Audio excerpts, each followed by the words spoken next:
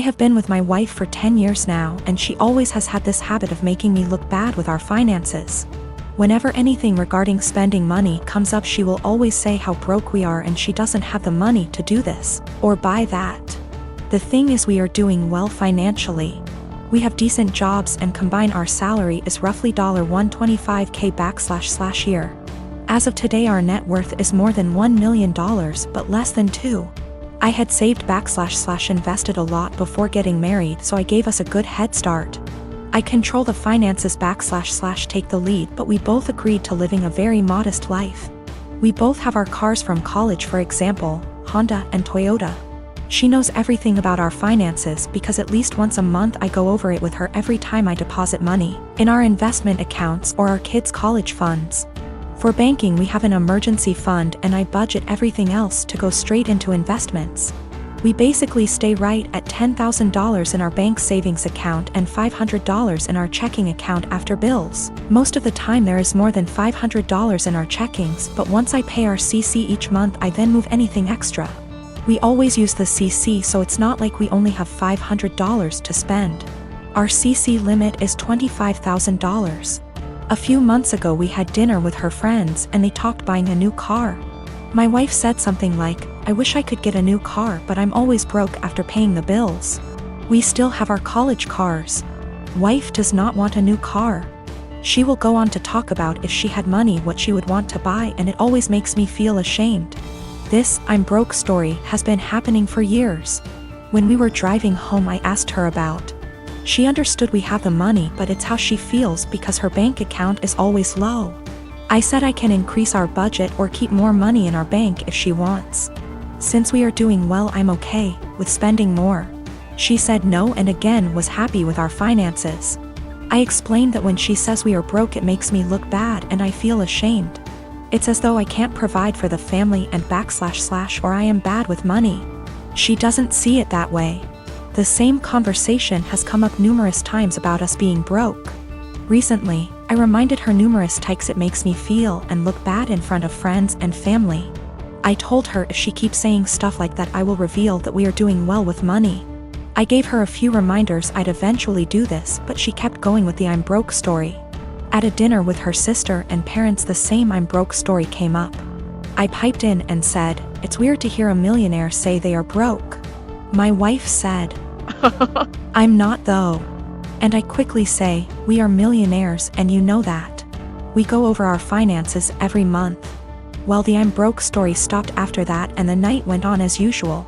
A little later the same thing happens with her friends and I use the same line. Now my wife is mad at me for using that line and revealing roughly how much money we have. She said it seems like I'm gloating. I say it's better than making me look like I'm running us into the ground financially. I'm pretty open to us spending money and I don't restrict her spending. She has the CC to spend money monthly. Most of the month we have far more than $500 in our checking, but I move anything above to our investments once I pay the CC every month. I know I won't have any big expenses then. If I do, we have the CC limit and the $10,000 emergency cash. We live on a really cheap area and had a low cost of living. We never felt RHE need to upgrade until we wanted to start having kids. I didn't have to change our lifestyle much to save a lot. My job is in demand and pays well because nobody wants to live out in my area. So after expenses I take home a lot more than I would living in a major city. Probably 3 to 4 times more net savings annually if I had to guess. She doesn't want a new car and has told me that multiple times. She doesn't like driving and feels comfortable with her current car. She doesn't know what she wants to do when she retires. I know I'll be golfing, games, and eating edibles most days. I don't do any of this much now because we have kids and they will be my focus for a long time. I maybe golf 1 or 2 times a month AMD, that's the only times I take edibles. I'll speak more with my wife about this. I think she may not feel like it's her money since she never saved much before we got engaged. I married my wife Elise 12 years ago. She has a 16-year-old daughter, Anna, from her previous relationship, and we have a 7-year-old son as well. From pretty much the beginning of our relationship, Anna and I have never gotten along. I don't know how to emphasize that it is not because of a lack of trying. She just does not like me. When she was young, she was just scared of me and afraid I'd tear their family apart. Nowadays it's more of a neutral dislike rather than strong antipathy, so I suppose that's progress. Elise is a stay-at-home mother, so she relies on me for income. As a result, I pay for everything for Anna. Food, clothes, volleyball fees, field trips. I take an interest in her hobbies. I go to her games. I'm not saying I'm perfect, but I try my damn hardest to be the stepfather I can. But it's so hard. Always giving me curt one-word responses. Always having to have an attitude. She does things to get a rise out of me. Staying out late reeking of booze. Always trying to sneak boys in. Typical rebellious stuff. But I always let her know I love her and I'm there for her in hopes of her shithead teenager phase passes. The opposite is true for her biological father. She adores him. Can't tell you why. He never goes to her games, always makes excuses for why he doesn't want to see her. He forgot her birthday last month and she cried herself to sleep. Well, anyways, Friday, I came to her room to check her phone and read her messages, not a permanent thing. But she's been caught sneaking out twice in the last month, so this is her punishment. I ask for the phone, she says, "No, I'm tired of you checking my shit, leave me alone." I tell her I'm not asking again and she goes, "Just off already. You're not my real dad. You never have been. Stop acting like you can tell me what to do," before getting up and slamming the door. Like I said, guys, I'm tired. Tired of the blatant disrespect. Of being the verbal punching bag while still providing more for her than anyone else in her family. We haven't really talked since until this morning during breakfast. She asked if I could pay for her plane tickets so she could see her boyfriend cross-state. Like I said, her mom doesn't work and her dad is a POS, so I normally would be the one to cough up the money. Not this time. I responded, "Go ask your real dad." I could tell she was hurt. Tears swelled up from her face and she excused herself from the table. My wife took me aside later and said my comment was extremely disrespectful. I said if anything's disrespectful, it's her treating me like a doormat and a credit card. And I will no longer tolerate this treatment in my house. I told her we don't have to be friends. But if she can't at least be cordial to me or respect my position as an authority figure, she can find someone else to pay for her non-essentials. My husband, Asian, and I, American, welcomed our firstborn 4 weeks ago. The baby is healthy, thank God, but I'm exhausted, haven't fixed my hair, barely able to shower and cannot sleep. My husband's family had been pressuring us to visit to meet the baby. I tried to hold them off as much as I could, but yesterday, I was surprised to find them standing on the porch. Turns out hubby invited them for dinner. I was embarrassed and felt like I wasn't ready for visitors, judgmental ones at that, cause the house was a mess, y'all. Anyways, my husband sat with them while I fed my son. Then later I asked my husband if we should order takeout for dinner. He said no, because his parents would find this rude and unwelcoming. He suggested that I go inside the kitchen and prepare something, anything long as it's homemade. I said fine, then went and made some mac and cheese. The reason I prepared this meal is because of how easy it is. Once I served the family, my husband's mom looked at me and was appalled. I noticed something was wrong.